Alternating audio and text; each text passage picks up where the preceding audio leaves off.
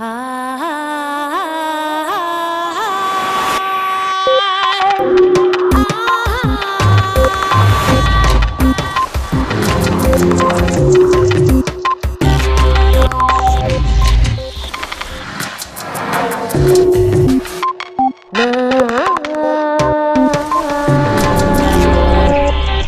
la espiritualidad tiene una base genética, significa que tuvo algún propósito evolutivo.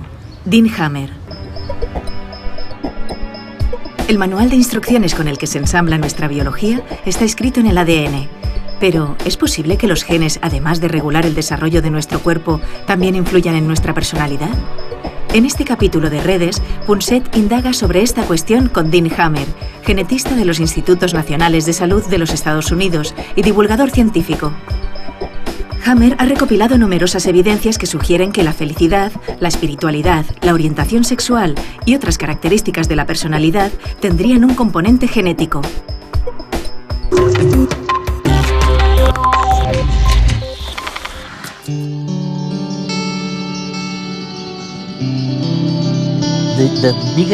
Sabes, mi mayor hallazgo, mi mayor descubrimiento fue mi perra. Sí. Me enseñó mucho. Me di cuenta de que siempre que le preparaba el bol de comida, saltaba como una loca de un lado a otro. Era totalmente feliz. Mientras que una vez que le dejaba el bol debajo de la mesa, a veces comía y a veces no. Así que le pregunté a mis amigos, como Kandel, el premio Nobel, en Colombia, en Colombia, le dije, deberías estudiar este fenómeno en las ratas y los primates para ver si lo que sucede con mi perra es realmente la norma general.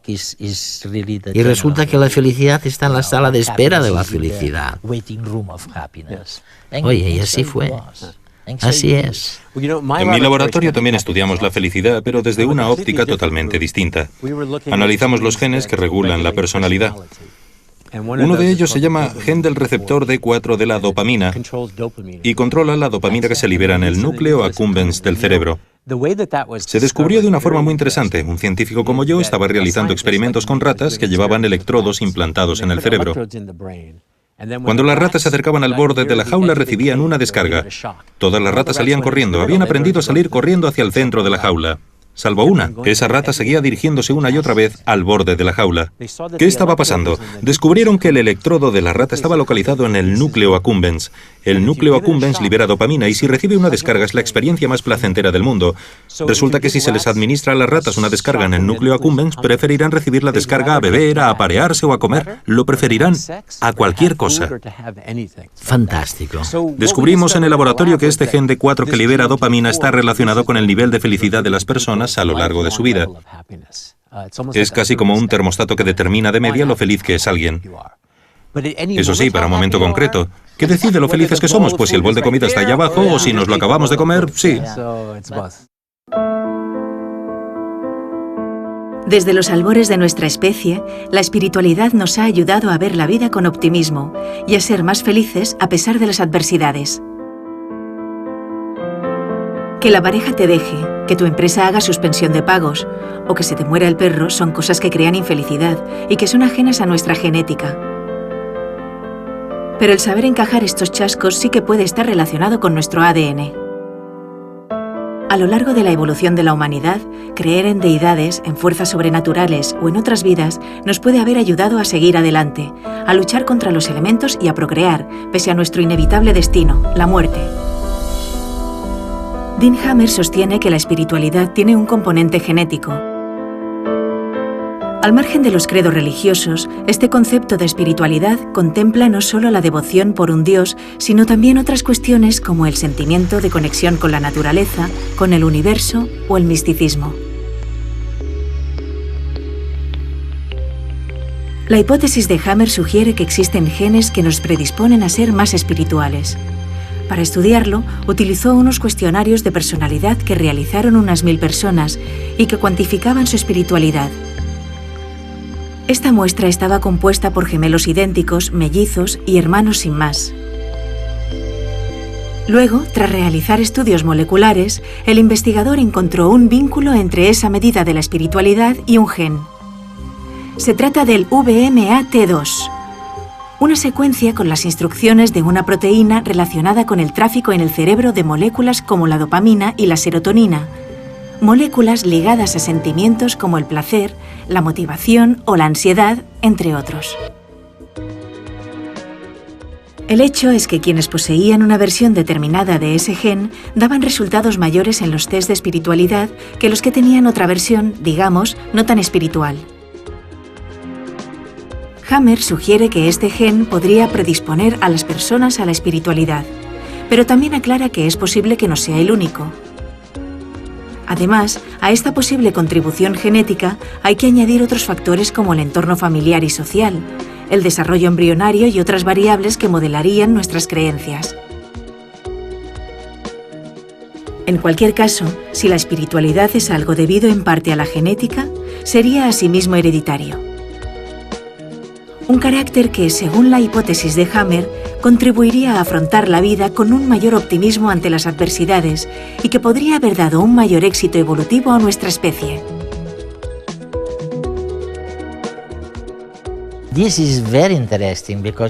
Es muy interesante porque realmente lo que sugieres es que hay una manera, y la estáis practicando, de utilizar los genes para influir en la manera de ser, en el estado anímico de la gente. ¿Sí o no? Sí. Y al parecer habéis llevado a cabo algunos estudios, no tanto sobre la felicidad, sino sobre la ansiedad, utilizando lo mismo que se utiliza con el Prozac, por ejemplo. ¿Utilizáis, pues, los genes para influir en la conducta? ¿Los genes para cambiar a la gente? Bueno, utilizamos genes para estudiar la conducta. Te acabo de contar la historia del gen que influye en la felicidad, pero hemos descubierto otro que tiene que ver con la ansiedad, la depresión y todos los sentimientos negativos. En efecto, afecta en el cerebro al mismo gen sobre el que incide el Prozac, el famoso antidepresivo. Funciona más o menos de la misma manera. Podríamos decir que algunas personas, la mitad de las personas del mundo, nacen con su dosis de Prozac. Son esas personas más jijiji, jajaja, las más felices, vaya. En cambio, la otra mitad de la población no tiene Prozac de nacimiento ni es tan feliz, por así decirlo. Me han preguntado por qué la mitad de la población nace poco feliz. Y es muy interesante porque resulta que el Prozac genético tiene los mismos efectos secundarios que el Prozac. Interfiere con la libido y con el sexo. Los que son felices y tienen esa especie de Prozac no quieren practicar el sexo tan a menudo. En cambio, los que tienen un nivel más reducido de Prozac tienen relaciones sexuales con mucha más frecuencia, lo cual demuestra que no hay mal que por bien no venga y explica por qué tenemos personalidades tan variables. Porque algo que puede ser bueno en una situación puede ser malo en otra. Algunos científicos hablan ahora de lo que llaman el éxodo de la realidad. Dicen que la realidad es aburrida. Y hay personas que intentan escapar, que buscan nuevas maneras de estar en contacto con los demás, más allá de las necesidades fisiológicas básicas. ¿Qué opinas de este éxodo? No he oído hablar sobre eso. Sinceramente, no demasiado. Eso sí, a la hora de plantearse la ciencia en la sociedad, lo que realmente hace falta es una manera de convertir la ciencia en una historia que la gente pueda entender. La gente no quiere oír hablar tanto sobre hechos y cifras. Quiere escuchar una historia. Como la historia que me contabas al principio sobre tu perra, que era más feliz cuando esperaba la comida. Esa es una buena historia. Del mismo modo, la historia sobre la orientación sexual y sobre cómo algunos nacen de una manera y otros de otra es una buena historia y es importante contarla. Y lo mismo con el VIH, un virus que apareció de la nada pero que ahora podemos controlar gracias a la ciencia. También es una buena historia. Son las historias que creo que los científicos deben contar. En mi caso, dentro de un año o así, voy a dejar el trabajo en el laboratorio y a llevar mi cámara a jornada completa para filmar este tipo de temas, porque me parece una manera apasionante de concienciar al público y difundir los conocimientos. Una de las cosas que estudiasteis, por lo menos hace unos años, fue la influencia de la genética en la vida sexual, en el comportamiento sexual. Hemos aprendido algo, se nos había dicho que tal vez hubiera una componente genética o una influencia genética en la conducta de las lesbianas o en los gays. Pero no lo sabemos a ciencia cierta. ¿Hemos avanzado algo en este punto? No estamos seguros todavía. Hemos avanzado en la investigación, sí. Por supuesto, hay muchos aspectos distintos que tienen importancia en la vida sexual. La frecuencia con la que se practica el sexo, lo que te gusta o no te gusta el sexo, con quién quieres tener relaciones sexuales, pero sin duda uno de los más importantes es si te gusta practicar sexo con personas de tu mismo sexo o del sexo opuesto. Ahora hay indicios muy sólidos que indican que los genes desempeñan un papel importante en la orientación sexual. De hecho, en los últimos 5 años se han llevado a cabo 3 estudios muy exhaustivos. Uno en Suecia, otro en Australia y otro en Virginia, en los que se estudiaron todos los gemelos de la zona, todas y cada una de las parejas de gemelos, y se analizó, cuando uno era homosexual, si el otro también lo era. Como los gemelos están relacionados genéticamente, es un buen punto de partida. Pues bien, resulta que los genes determinan el 50% de la orientación sexual. Es el factor más importante que conocemos, aunque también hay otros factores, pero ese es muy importante y también determina si alguien es gay, lesbiana, bisexual o transgénero. ¿Cuáles serían los otros factores? ¿La cultura, tal vez? Siempre pensamos que la cultura es si fuiste a una escuela católica o a una escuela protestante. Si tu madre te trató bien o tu padre fue bueno contigo. Y no hay demasiadas pruebas de que eso sea un factor importante. Creo que la mayoría de los demás factores también son biológicos. Algo que sucede en el cerebro, ya sea antes del nacimiento o en una fase muy temprana, durante los primeros 2 años de vida. Lo fundamental aquí es que no sabemos qué hace que alguien sea heterosexual. Todos dicen, simplemente es natural que a los hombres les gusten las mujeres y a las mujeres los hombres. Pero no acabamos de entender cómo ocurre y probablemente sea el mismo tipo de proceso, con ligeras variaciones en las personas homosexuales. Como en muchos comportamientos, nuestra orientación sexual responde a un cóctel de factores. La cultura, la sociedad, el entorno familiar, los vaivenes de la vida. Algunos estudios sugieren que, además de lo ambiental, nuestras preferencias sexuales también pueden tener una influencia hereditaria. Algunos científicos buscan, por medio de trabajos experimentales, elementos de nuestro genoma que estén relacionados con la orientación sexual. Dean Hammer dio un primer paso en este campo hace casi 20 años. El científico partió de un estudio con 114 hombres gays y sus familias.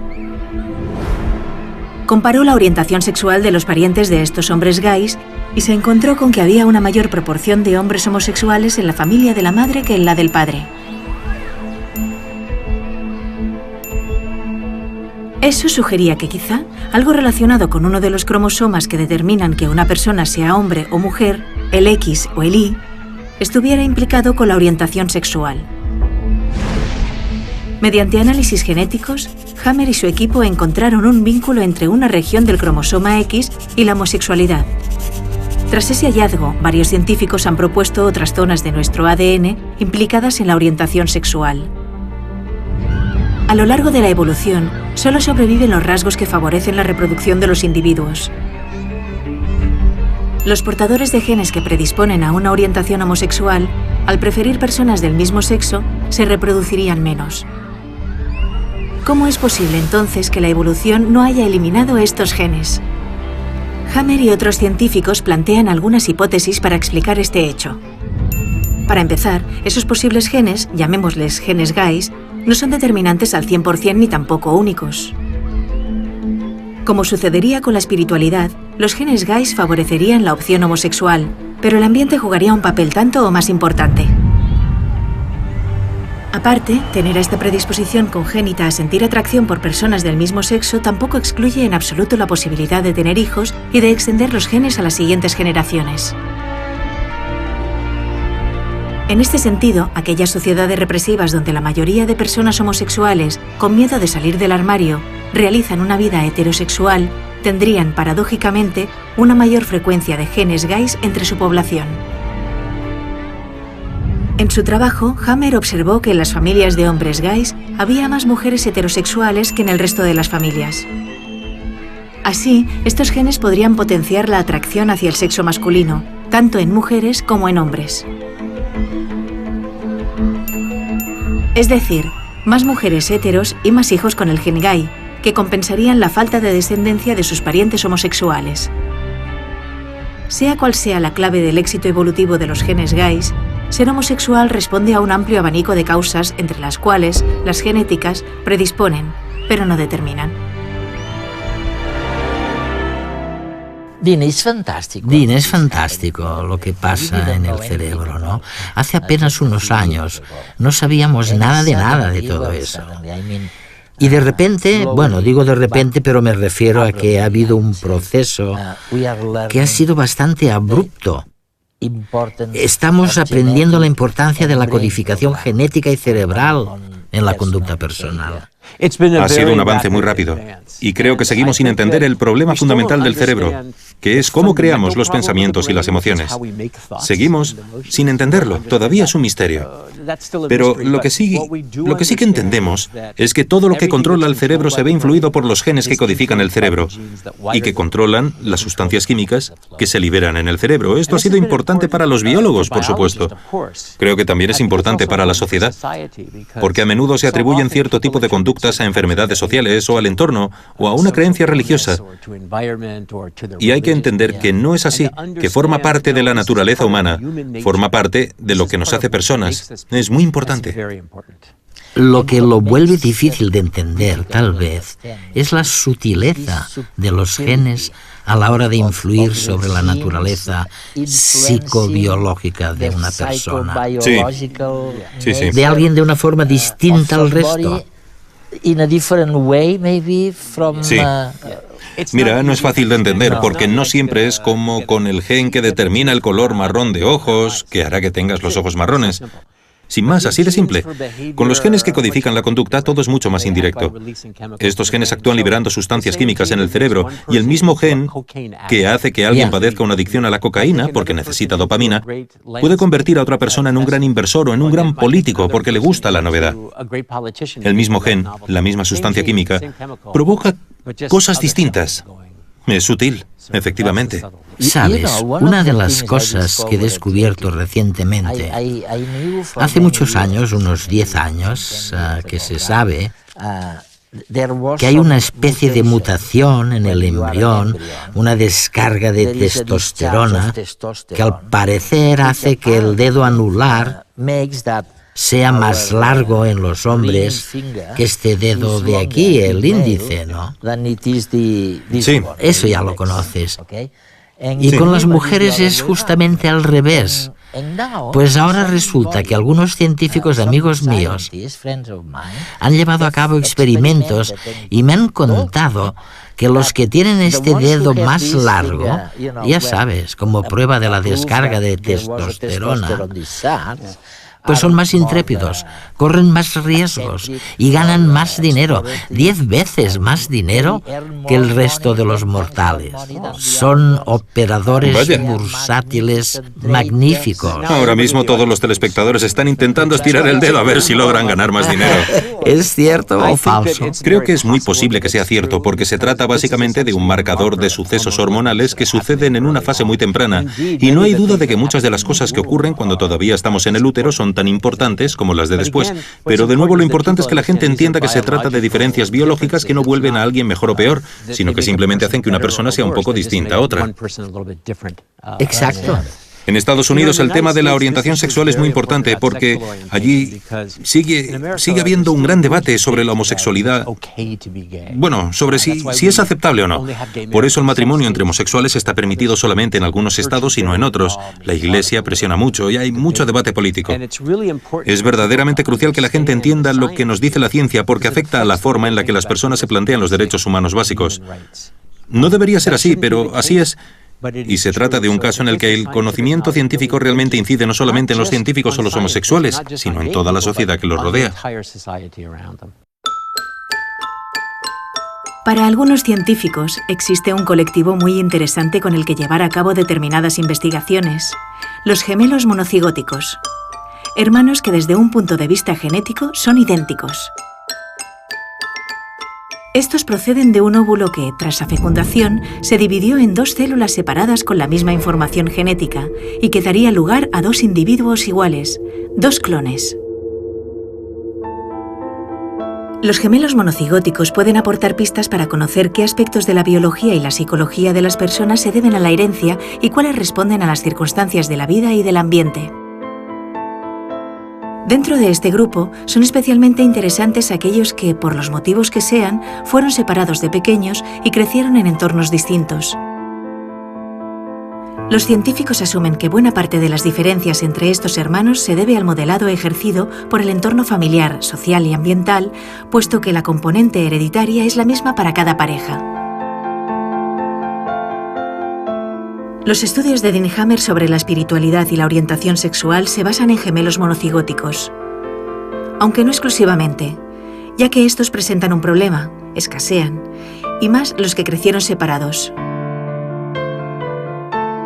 Por ello, los científicos también recurren a hermanos no tan idénticos, a los gemelos dicigóticos, más conocidos como mellizos, y a los hermanos sin más.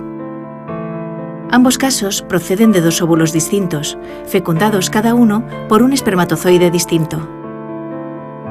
Las parejas de gemelos dicigóticos y de hermanos de distintos partos conservan muchos rasgos en común, pero no todos. A diferencia de los gemelos idénticos, los mellizos muestran diferencias no solo en sus genes, sino también en sus cromosomas. De aquí que dos hermanos mellizos puedan ser de distinto sexo, niño y niña. Los mellizos y los hermanos convencionales abundan, sí, pero a la vez muestran mayores diferencias en su ADN.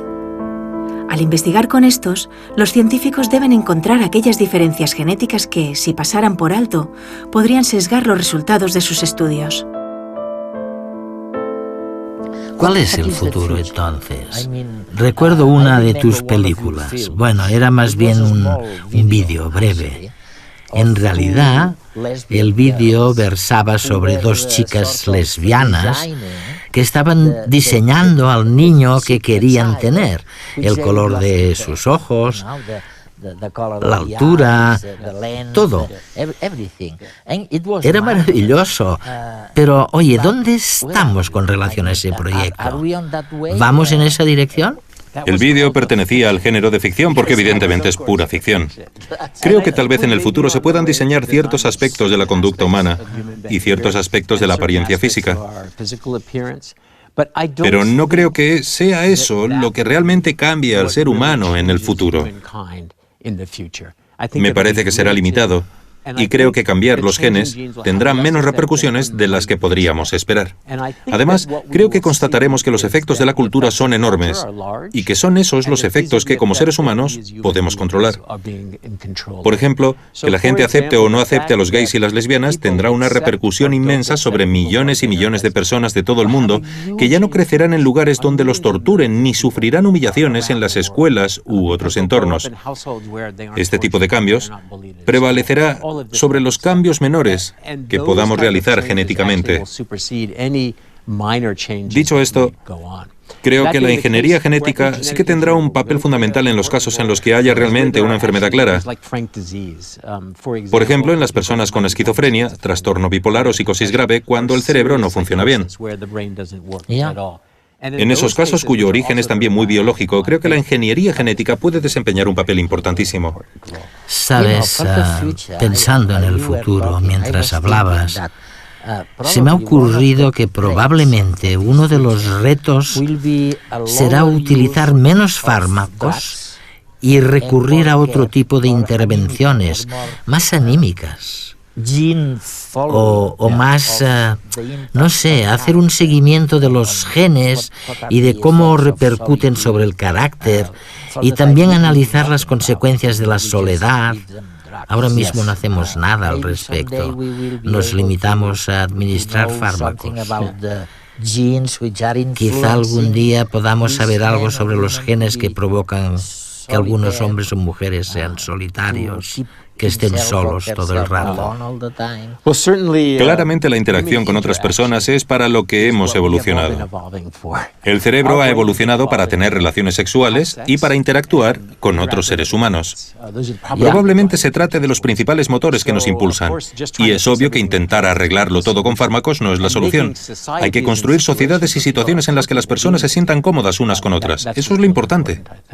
Encontrarás personas tristes, encontrarás personas que están enfadadas, que siempre pongan cara de palo, ¿no? Y encontrarás a otras personas que de un modo u otro logren conciliar el entretenimiento y el conocimiento.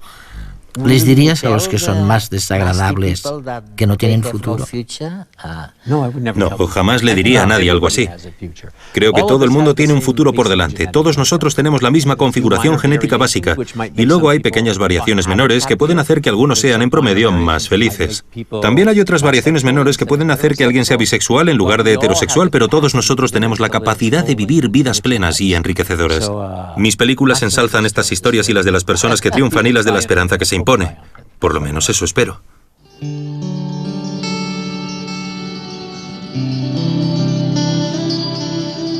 Durante décadas hemos asistido al debate sobre qué pesaba más en la balanza de la naturaleza humana, si lo innato o bien lo adquirido.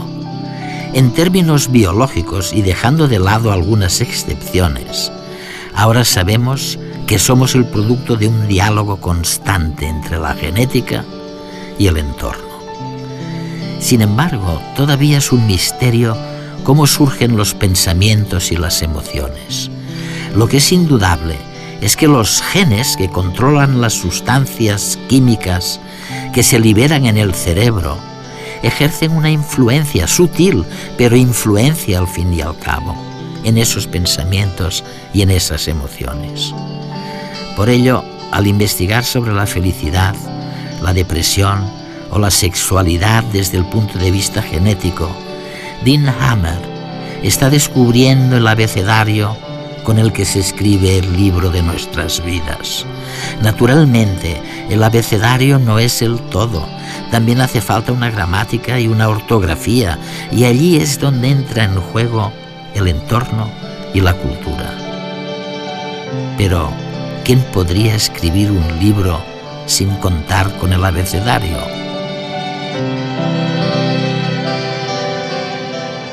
Todo lo que hace el cerebro está influido por los genes que lo codifican. Dean Hammer,